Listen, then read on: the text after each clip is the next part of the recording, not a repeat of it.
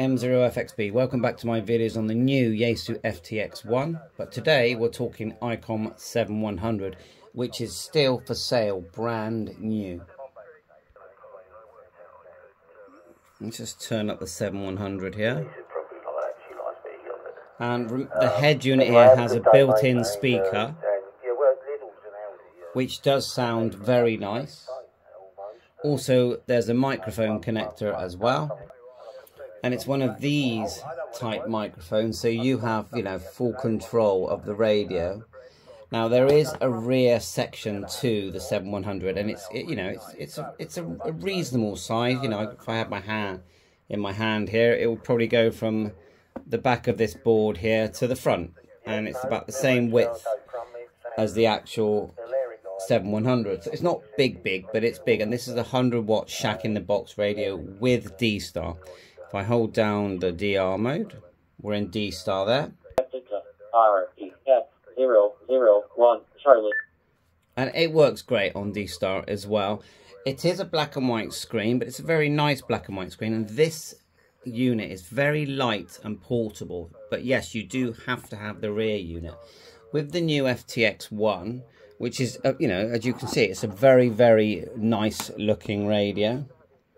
And it is dual receive, and we can receive dual C4 FM. We can receive C4 FM on one side, or VHF, UHF analog, and on the other side, we can receive the HF band. There's two antenna connectors at the back.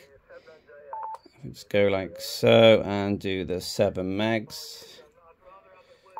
Oh, a bit too quick there. And let's just go into, on this side, we're just going to go into VFO mode.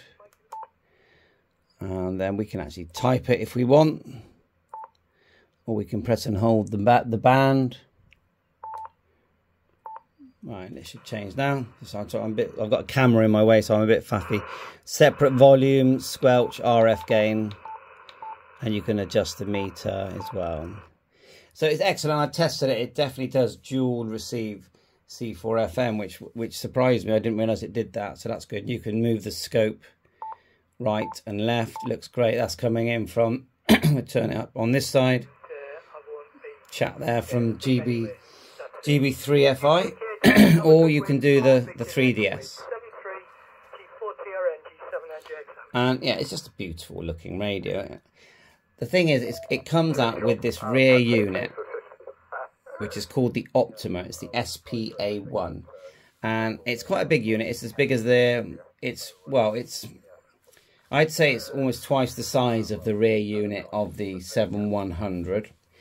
It's as wide as the Yaesu FT991, but it does step down at the back. So I haven't got one here, I can't show it you, but this clips into it and becomes a base station, but it gives it 100 watts on HF, gives it 50 watts on UHF, VHF. Don't quote me on that, please check in the manual.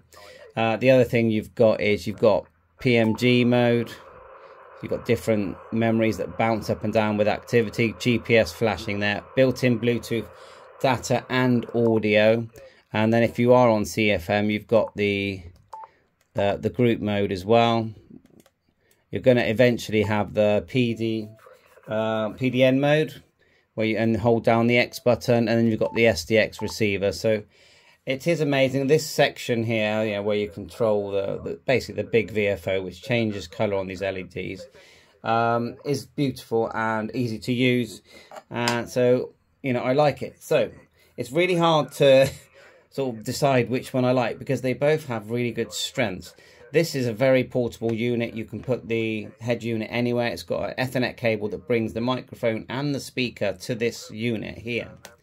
And then you can put it under your car seat, in the back of your truck, or just put it underneath a table when you're out in the field. And it's 100 watts. So if we come out of DR mode, just tap here, you'll see all the bands there. And I can't remember if this one has 4 meters. Someone remind me if it has 4 meters. I'll try and do it. We'll go enter. Let's do that again. Frequency input. Then we'll go 0. Let's do 0, 7, 0, 0, 0. Keep going. And then for, oh, can we do a clear? So 7, I'm just trying, just for fun, why not? Let's just go enter there. Ah, it looks like it does. 07450. And it does transmit. So it has got 4 meters. Of course, all modes. CW. Big settings menu. Now you can actually get GPS on this as well. You have to add an external module. You can actually, I'm pretty sure with a USB cable, you can actually add you can use an app that ICOM have made. No Bluetooth. You could Bluetooth into the speaker output, a Bluetooth sender, but there's no data Bluetooth. But there is USB, and it has got a built-in sound card, and so has the FTX.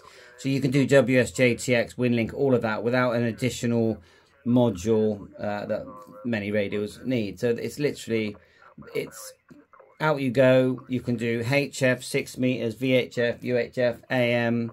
It's going to do, it's going to do the sort of CB and 10 meters.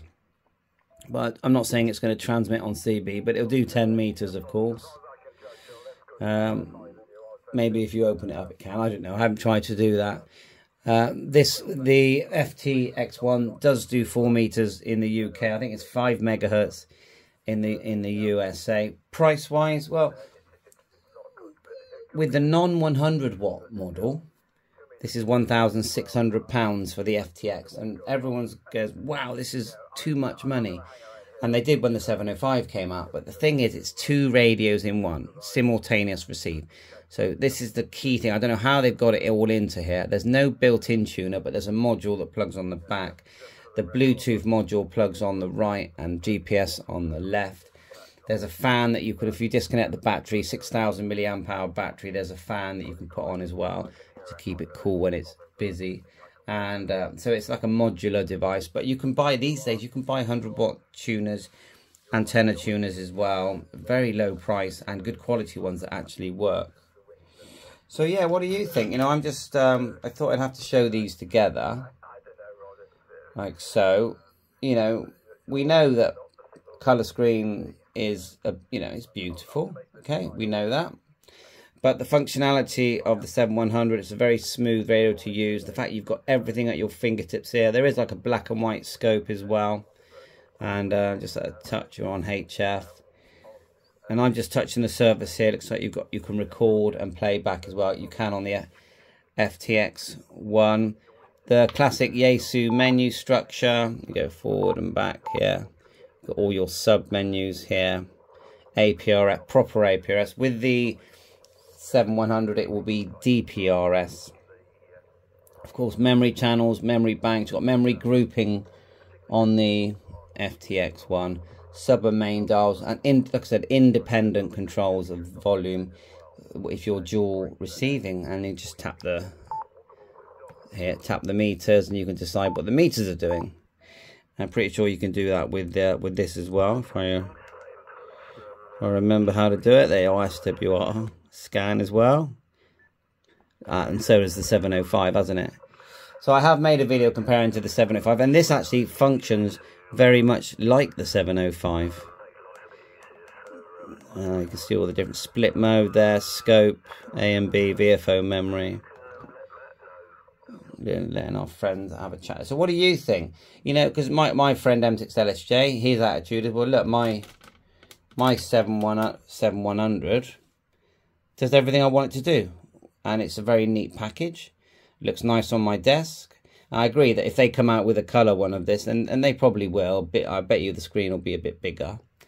It's a winner. Now, to make the head unit be a transceiver, that takes a lot more weight and a lot more, you know, if someone said make the head unit transmit independent, then what I would just say, that's impossible.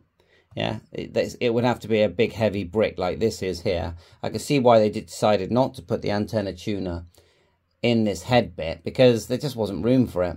But they've come up with the system of just clipping it on the back. which I think is clever. And they've got two different types of antenna tuners. So thanks for watching my channel. I'm going to do hundreds of videos on these radios. And we're so lucky that we've got these radios that Yaesu, ICOM, Kenwood, and of course the other companies. And I will be doing comparisons with the Zygu type radios, X6100, G90 as well. But this is Shack in the Box, VHF, UHF6. It goes on and on and on. So thanks for watching my channel. Bye for now.